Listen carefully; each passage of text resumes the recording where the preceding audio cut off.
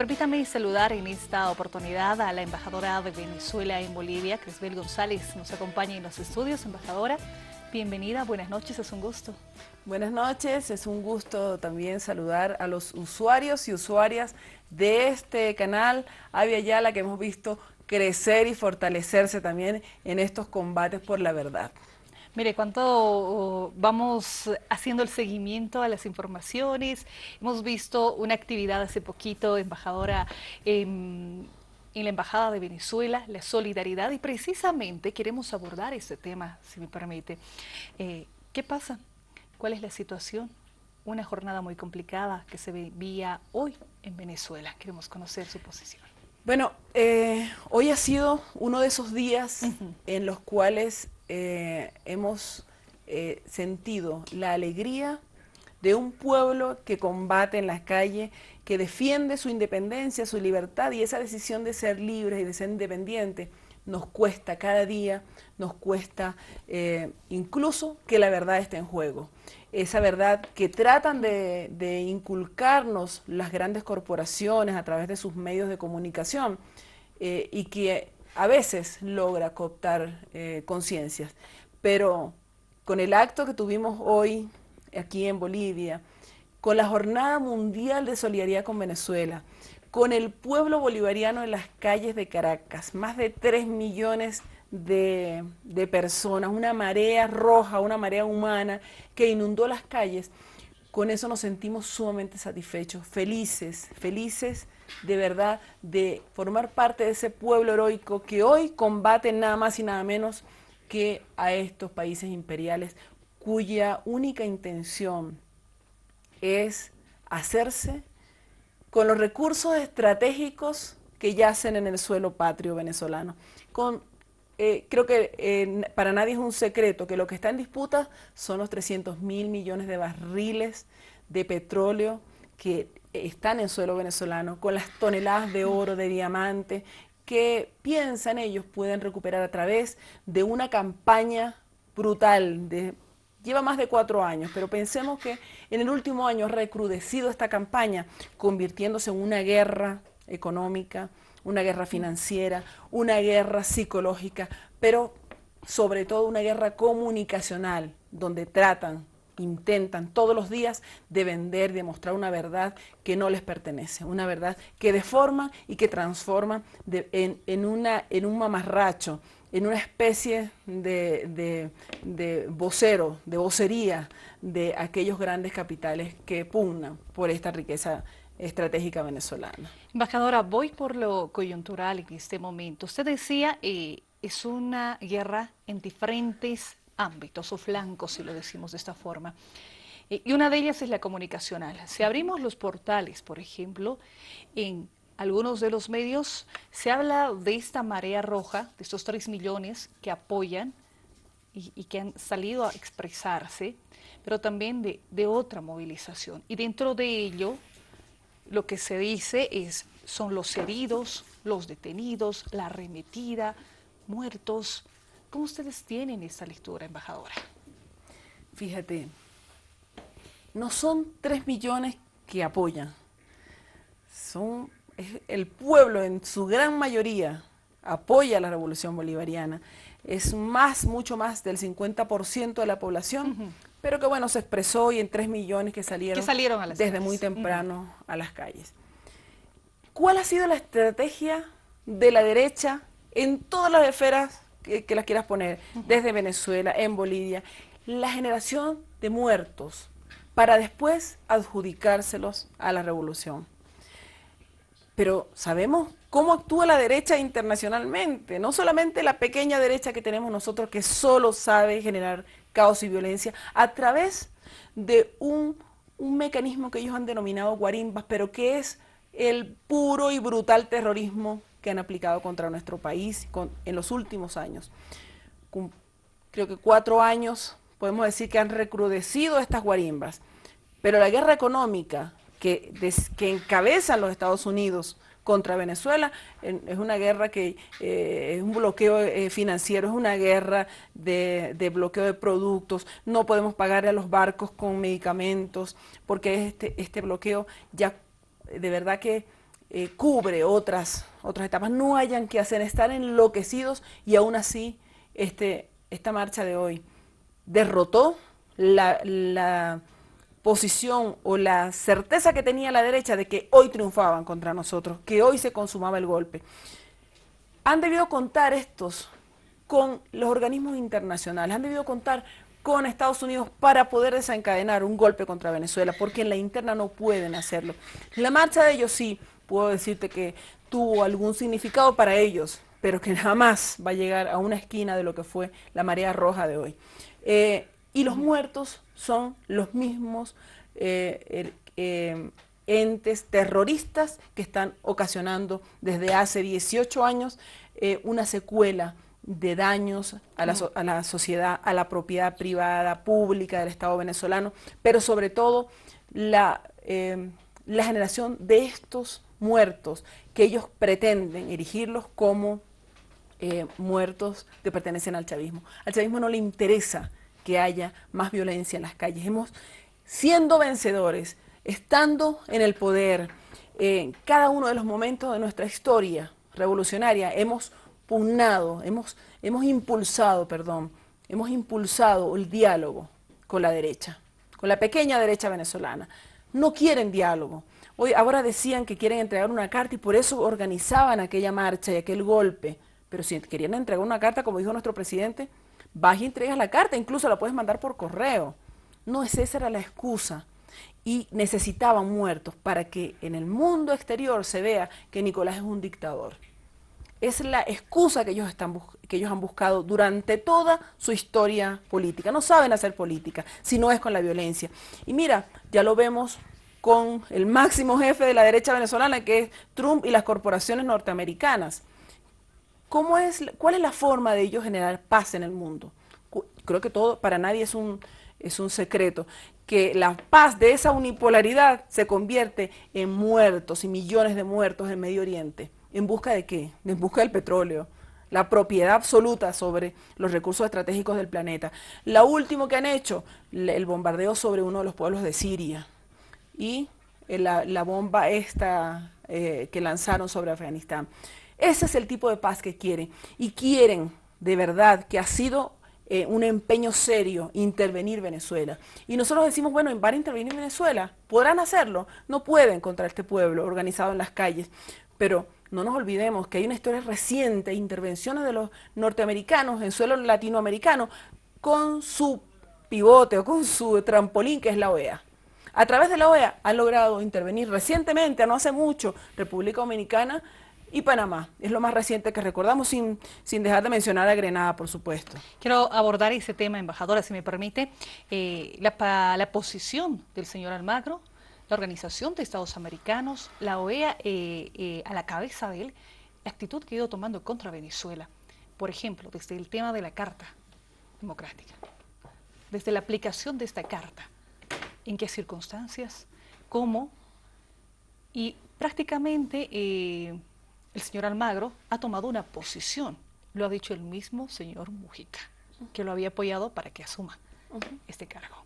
¿Cómo ustedes ven el rol que está asumiendo la Organización de Estados Americanos? Bueno, ha jugado el papel que ha jugado siempre, triste papel de la Organización de Estados Americanos en América Latina. Un papel servil y arrastrado a los intereses norteamericanos en la región.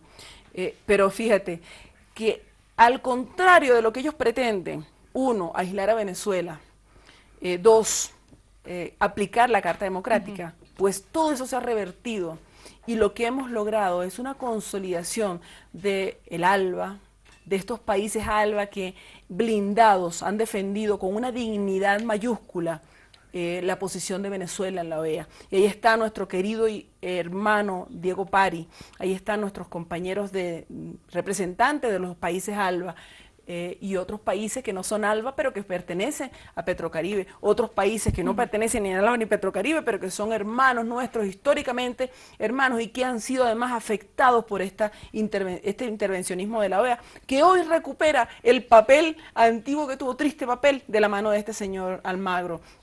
Esta República Dominicana, no se les olvida que cuando invaden República Dominicana, que ahorita se cumplió año de esta invasión, los militares norteamericanos ingresaron con brazaletes, incluso identificados como OEA, respaldados por la OEA. No nos olvidemos cuál es el papel de la OEA en América Latina. Papel intervencionista y de custodio de los intereses coloniales de los países imperiales. ¿No pasó eso, por ejemplo, en Brasil? Ahí no hubo una participación de la Mira, OEA. no voy a mencionar países, pero hace poco hubo la quema de un congreso en uno de nuestros países hermanos, América del Sur, el asesinato de un diputado, de personas asesinadas también en una manifestación, y yo no vi ningún comunicado de la OEA, no lo encuentro todavía. No encuentro cuando se hizo un golpe en otro de estos países, en 3 de estos países, golpes de Estado institucionales, maquillados de otra manera, de manera con modo de impeachment, pero golpes de Estado, países que siguen siendo gobernados por estas dictaduras impuestas por estos, corruptos además, pero yo no los veo, no veo ningún comunicado ni de los países europeos que se han reunido no sé cuántas veces para hacer sesiones solo dedicadas a Venezuela. Me extraña mucho que no se haya hecho lo mismo cuando en uno de nuestros países hermanos también desaparecieron 43 jóvenes. Pero además cuando rascaban la tierra para buscar a los jóvenes encontraban 60 cuerpos por acá, 80 por allá. Una gran fosa común, uno de nuestros países hermanos que nos duele en el alma. Pero que también decimos, oye, ¿dónde está la OEA ahí? ¿Cuáles son los comunicados que ha hecho otro país cercano, vecino a nosotros? 60 años de guerra con una migración hacia Venezuela impresionante, y que esta OEA no, que forma parte también de lo que ha sido esa guerra, no ha hecho ningún comunicado. O sea, todos aquellos que hoy se forman parte de este núcleo de la región que abandera a la OEA y que está respaldando a este señor Almagro, tienen mucho que contar, tienen una historia que contar también. Pero que entonces, ¿con qué moral vienen a decirnos a nosotros que somos dictadores, que no hay democracia? Cuando todo lo que están diciendo lo dicen adentro del país. Cuando la asamblea hace lo que quiere, cuando lleva 14 meses, esta asamblea elegida democráticamente, 14 meses inactiva, porque no han sido capaces de cumplir con los estamentos del Estado, con las instituciones del Estado. Entonces, bueno, tú dices, ¿qué hay detrás de todo esto? Obviamente, aquí está un interés mayor, económico, pero que a la vez va casado con un interés ideológico, que es bolivariano, que es el antibolivarianismo, porque el bolivarianismo se transforma entonces en la ideología del movimiento popular regional, y es un peligro para los intereses imperiales. ¿Por qué? Porque necesitan estos recursos estratégicos para terminar, no sé qué querrán, destruir el planeta en menos tiempo posible. Porque de verdad, cuando te pones a ver y estudiar desde nuestros presidentes, nuestros camaradas que han sido los grandes defensores de la defensa valga la redundancia, del ecosistema, de la tierra, de la conservación del planeta, de la Pachamama, te pones a ver que estamos en peligro, la raza humana está en peligro, la existencia de la humanidad no solamente, sino, como decía hoy el compañero Choquehuanca, del Pac-Pacha, de todo lo que existe, de la vida hasta de los animales, de las plantas, de los seres humanos, porque está en riesgo el planeta. ¿Por qué? Por una desmedida ambición de este modelo capitalista, que lo que ha hecho en poco tiempo ha sido llevar a un extremo a nuestra tierra que casi es incapaz de reciclarse, de la propia resiliencia natural de la tierra, casi es incapaz de hacerlo en este momento. Entonces, ¿qué es lo que pretenden? Que nuestros pueblos también perezcan en esta guerra que ellos pretenden plantearnos a Venezuela y a América Latina en busca de los recursos estratégicos. Apoderarse de estos recursos es uno de los 2 objetivos que tiene el imperio sobre nuestros pueblos. Lo ideológico casado con lo económico y viceversa. ¿Cómo está el ALBA en ese escenario? Le decía el ALBA cuando hay otros países que han tomado otra dirección, yo le decía hace instantes como Argentina, como Brasil, que tienen una situación también muy complicada en este momento, pero ¿cómo vemos este escenario? El escenario del ALBA en este contexto de Latinoamérica de buscar esa meta, ese cambio que se decía. Bueno, el ALBA ha sido desde su creación un bloque ideológico de una fortaleza inaudita. Y van contra ella también, contra el ALBA. Pero bueno, qué curiosidad que Bolivia es uno de los grandes las grandes fortalezas del ALBA, y que el nuevo secretario general del ALBA es un boliviano, representante del mundo indígena, latinoamericano, del mundo aymara boliviano, David Choquehuanca. ¿Qué mensaje da la fortaleza de un hombre como David Choquehuanca, que fue el canciller más antiguo de la región, de esta que llamamos la década ganada? Bueno, nos dice además con la actividad que ha hecho, los proyectos, los planes que tiene David Choquehuanca al frente del ALBA, nos dice que queda ALBA para rato, que volvemos a hacer el bloque que fuimos en algún momento y que por una u otra cosa, porque no sé en qué momento nos dispersamos un poco, pero bueno, volvemos a hacer un bloque, y un bloque ideológico, un bloque de poder grandísimo, importantísimo para la región, para los cambios que hay en la región, porque fue el bloque que motorizó la unidad, la nueva integración regional, nuevo concepto de integración regional que está instalado a partir del comandante Chávez, del pensamiento del comandante Chávez, que a su vez lo arranca del pensamiento bolivariano y que reside esa forma de integración en el ALBA. Te puedo decir que bueno, hay que estar atentos a lo que pasa en Argentina. En Argentina fue un revés electoral, pero que no es significativo ese revés electoral, y que el pueblo está en las calles porque está sufriendo desde hace un buen ratito, está sufriendo los embates de un modelo neoliberal que quieren, que están implantando. La historia de los hermanos de Brasil es otro cuento. Nosotros seguimos solidarios con la presidenta Dilma y con el hermano Lula, que de verdad promete cambiar también la historia de Brasil, que ya, de hecho, ellos son fundadores de ese cambio que vivimos en la región.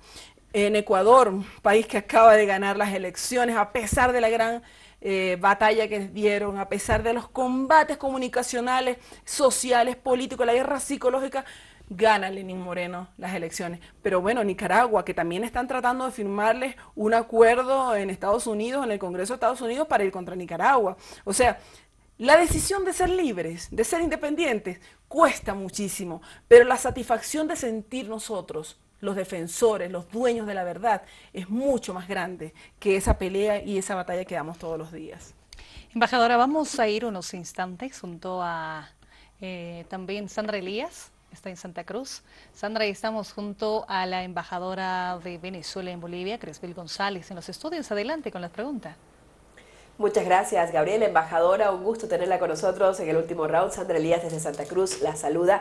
Me gustaría que nos ayude un poco a mirar hacia adelante, es decir, hacia el mañana, ¿no es cierto?, sobre lo que podría suceder o lo que debería suceder. Cuando escuchábamos al presidente Maduro convocar a esta marcha, él hablaba de una gigantesca marea roja, ¿no es cierto?, que nunca antes se haya visto. El ministro de Culturas incluso hablaba de que esto supondría un nuevo reimpulso a la revolución bolivariana. Después de haber visto el apoyo que se ha mostrado hoy, ¿qué sucederá mañana? Es decir, ¿esto ha sido o es un reimpulso a la revolución?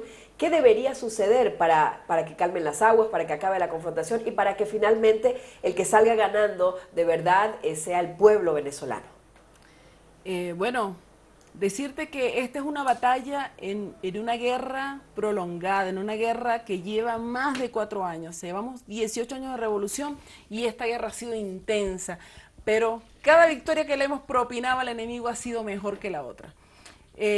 Bueno, con la demostración de fuerza que hizo el pueblo bolivariano hoy en las calles, nosotros lo que decimos es, bueno, estamos organizados. A pesar de la situación crítica que está viviendo nuestro pueblo, seguimos adelante, estamos confiamos ciegamente, plenamente en ese pueblo bolivariano y chavista que va a salir adelante y va a vencer. Porque además, fíjate, hay reveses económicos. Nosotros hace un año teníamos una situación crítica económicamente debido a la guerra que nos han aplicado. Bueno, y hemos tratado, hicimos un esfuerzo gigantesco encabezado por nuestro presidente, camarada obrero Nicolás Maduro, de revertir el modelo económico venezolano, que nos acostumbraron a un modelo rentista. Bueno, hemos revertido esto y hoy estamos en una campaña nacional por la siembra urbana, la agricultura rural. Estamos haciendo lo que antes no hacíamos, lo que dejamos de hacer a partir de la aparición del petróleo y a partir de ser un país rentista, que vivía de la renta del petróleo. Pero bueno, estos reveses el mejoramiento, además, la recuperación de los precios del petróleo, que es una victoria del chavismo, una victoria del pueblo venezolano, que ha dado una lucha de más de un año recorriendo uno por uno los países exportadores y los países no exportadores de petróleo. Es una victoria nuestra, hemos recuperado los precios del petróleo. Pero además recuperamos los precios del petróleo y nuestro gasto nacional, el gasto social, no proviene de la renta petrolera, proviene de los impuestos, proviene de nuestros propios, de los otros recursos habidos en Venezuela. Pero bueno, ¿qué tenemos que hacer? Seguir en esta lucha, seguir pendientes, seguir atentos, y les agradecemos infinitamente al pueblo boliviano, al pueblo latinoamericano consciente, que no se cree el cuento de la derecha a través de sus medios de comunicación, sus grandes consorcios, sus grandes holdings comunicacionales, y nos está, de verdad, está atento a lo que pasa en ese pueblo. Por algo, nuestro pueblo venezolano sigue en pie, nuestro comandante, nuestro camarada Nicolás Maduro sigue en pie, por algo, porque el pueblo pobre, el pueblo consciente, defiende esta revolución y la defenderá hasta siempre. Fíjate, hay una cosa que nosotros tenemos, que tenemos en común, casi todos, podemos ser o no chavistas, ser o no, apoyar o no al gobierno, pero hay una cosa que tenemos en común, más del 60% de los venezolanos, que es que somos antiimperialistas, porque sabemos lo que ha significado la expoliación del petróleo, de las riquezas venezolanas por parte de un solo país, dejándonos, como dice nuestro padre Cantor Primera, miseria, sudor y obreros mal pagados, desnutrición, hambre y un pueblo más empobrecido cuando Chávez llega al poder, con un petróleo a $7 el barril, con más del 60% de la población pobre, en la miseria más extrema.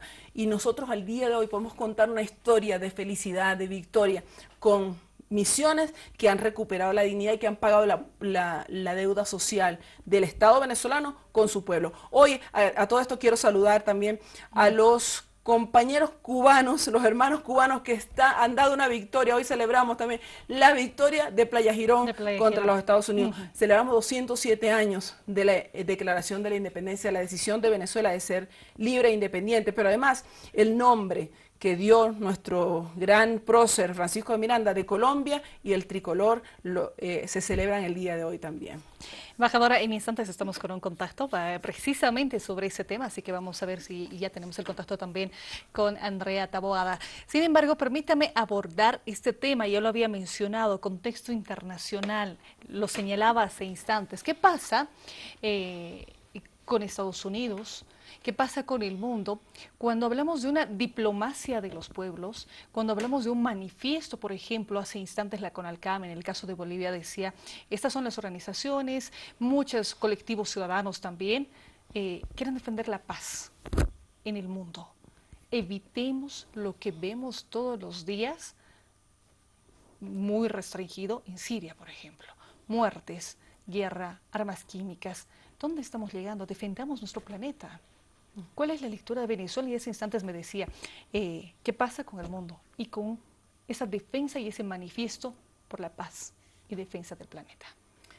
Bueno, nosotros saludamos y celebramos la vocación pacifista del pueblo latinoamericano, y veíamos con gran regocijo ayer esta declaración que encabezaba el presidente Evo Morales con las organizaciones, las Fuerzas Vivas bolivianas, este anhelo de los pueblos, de nuestros pueblos, de los seres humanos conscientes de defender la paz. La paz es un bien tan frágil en este momento que tenemos que difundir esto que hacemos, esto que hace nuestro presidente Evo Morales, lo que hacen todas nuestras organizaciones sociales por defenderla, porque se convierta de verdad en el elemento fundamental de nuestras vidas, la paz, la defensa de la paz, porque los países imperiales, estas grandes corporaciones van por el recurso que les permitirá ser cada vez más ricos, cada vez acumular mayor cantidad de riqueza, en un mundo que de verdad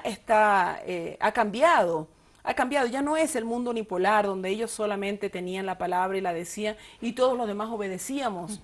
Hay un pueblo que se levantó en América Latina y que va a ser muy difícil volver atrás. Cuando has visto el sol, es muy difícil que quieras volver a vivir en la cueva, ¿no? Decirte que a pesar de todo, no sé si estoy respondiendo la pregunta directamente, porque de repente se me viene una idea y quiero seguir en esta idea. Fíjate, ¿cuál es la paz que defiende los Estados Unidos? Y lo decía hace un ratito, la paz de la guerra, la paz que se establece después de la destrucción total. ¿Qué quieren cuando te dicen, bueno, veamos la historia reciente de Libia, de Siria, de Irak, Irán, bueno, Irán no, perdón, Afganistán? ¿Qué es lo que han logrado con las guerras, con el bombardeo permanente? ¿Cuál ha sido la conclusión final cuando inventan una gran mentira como la cuestión de las armas químicas para después destruir no solamente el pueblo como tal físicamente, la arquitectura, la historia, la cultura, el pueblo en general, a las vidas humanas que han muerto debajo de la bota norteamericana? Vietnam, eso no es una historia del pasado, esto es una historia reciente, y por eso vienen por América del Sur, por América Latina en general. Decirte que no lo han logrado con América del Sur, no lo pueden lograr, no pueden establecer más bases de las que tienen ya. Es un descaro las bases norteamericanas en América Latina, en el mundo entero, pero es un descaro que a través, y lo ha dicho Trump muchas veces, que a través del poder militar quieran establecer el poderío norteamericano, restablecer el poderío norteamericano. ¿Para qué lo quieren? ¿Por qué? ¿Cuál es la razón? ¿Y por qué tenemos los seres humanos que pagar el precio de esta decisión de los Estados Unidos? Yo creo que, y lo decimos permanentemente en Venezuela, es el socialismo el camino, y por eso también enfrentamos una gran guerra permanente, de todos los días.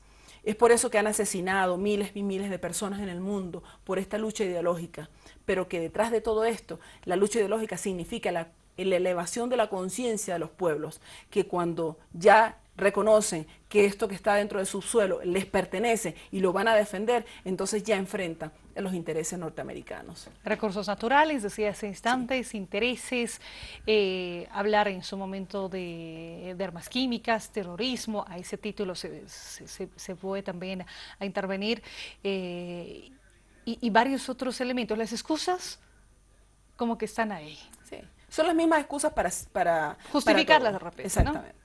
La misma excusa que ha venido arrastrando históricamente estas grandes corporaciones a través de sus medios de comunicación, y lanzan una mentira tras otra, y se la creen ellos mismos. Por ahí andan unos voceros, unos carcamales que han resucitado a través de unos medios de comunicación que los promueven y andan diciendo: los expresidentes de América Latina piden democracia en Venezuela.